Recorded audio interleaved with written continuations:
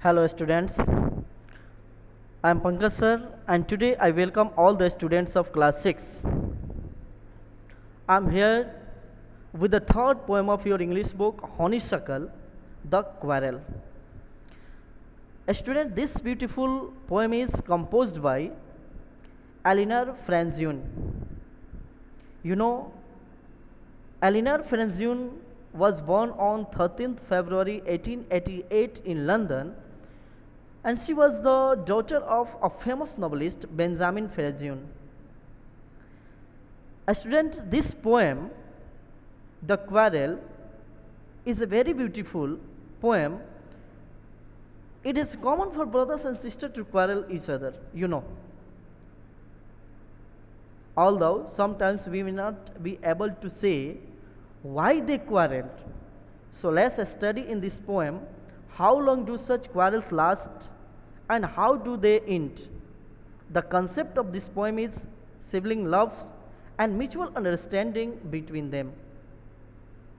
Before we learn this lesson, I would like to clear the main concept of this poem. This poem is based on sibling love and friendship. The poet is of the opinion that siblings often quarrel and fight with each other without reason, but does not mean that they will remain upset with each other for the whole time. Sibling love is so powerful and strong that even after a harassed quarrel, the bond of love emerges powerful and melts away the bitterness caused by the quarrel. Students, आप जैसा कि जानते हैं प्रत्येक परिवार में, प्रत्येक घर में जो सिबलिंग्स होते हैं यानी सहोदर भाई बहन, यानी जिनके उम्र में बहुत कम अंतर होता है, वे आपस में झगड़ते हैं। हमें ये नहीं पता होता है कि ये झगड़ा आखिर किस कारण से होता है, लेकिन झगड़ा होता जरूर है, हर किसी के घर में होता होगा। आखिर ऐसे झगड़े जो होते हैं ये कब तक चलते हैं, इनका अंत कैसे होता है, वही इस पोएम में बड़ी ही सुंदरता से पोएट के द्वारा बताया गया है। सो आइए इस पोएम को हम लोग पढ़ते हैं, देखते हैं और समझते हैं। I quarreled with my brother. I don't know what about. One thing led to another, and somehow we fell out. The start of it was light, the end of it was strong. He said he was right, I know he was wrong. We hated one another. The afternoon turned black. Then suddenly my brother thumped me on the back and said, "Oh, come along.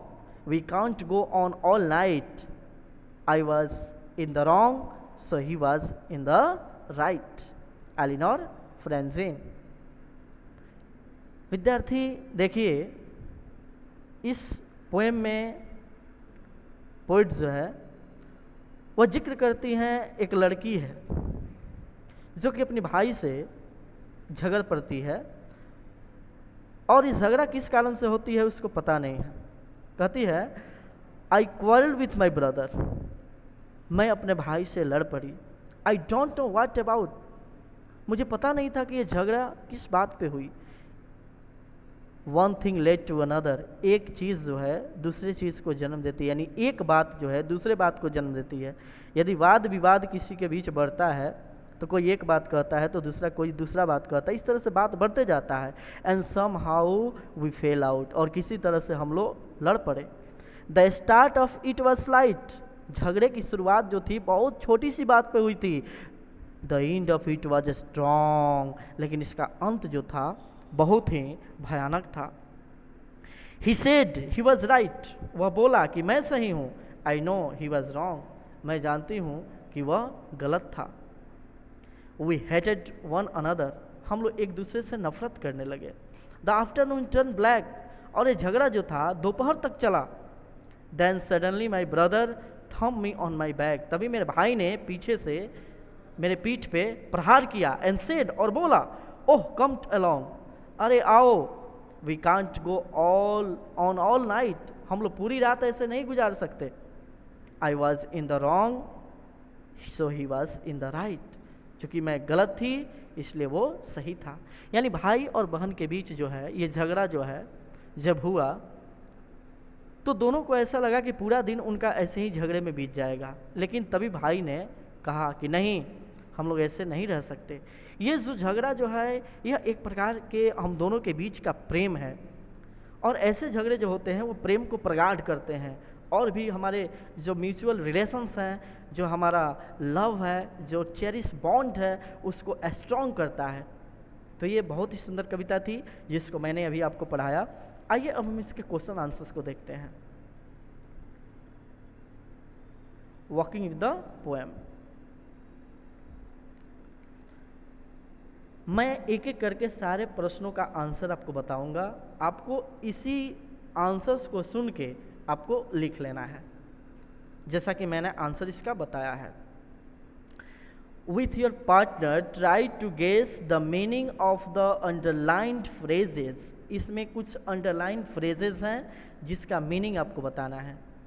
जैसे आपका sentence है and somehow we fail out, इसमें underline word है fail out. आपको सिर्फ fail out का meaning लिख देना है। तो फेल आउट का मीनिंग आप कैसे लिखिएगा? आप सबसे पहले ऊपर सेंटेंस लिख दीजिएगा और सेंटेंस के नीचे फेल आउट का मीनिंग आप लिख दीजिएगा, जिसका मीनिंग होता है स्टार्टेड क्वारलिंग। क्या होगा जी? Started quarrelling. Next, the afternoon turn black, इसमें टर्न ब्लैक है तो टर्न ब्लैक का मीनिंग आप क्या लिखिएगा? टर्न ब्लैक का मीनिंग होता है नाइट केम। क्या होता है जी? नाइट केम, लिख लीजिएगा। अब कहता है read these lines from the poem, in lines जो हैं जो पोएम में दी गई हैं इनको लिखना है और इसके प्रत्येक लाइन का मीनिंग बताना है। तो मैं एक एक करके प्रत्येक लाइन को पढ़ता जाऊंगा, आपको आंसर इसका जो है मीनिंग जो है बताता जाऊंगा, आपको उसको कंप्लीट कर लेना है। जैसे पहला है वन थिंग लेड अनदर, एक चीज़ एक बात दूसरे बात को जन्म देता है। इसका मीनिंग क्या होगा? One reason led to another reason, one reason led to another reason. Second statement है the start of it was slight, इसका मीनिंग क्या होगा?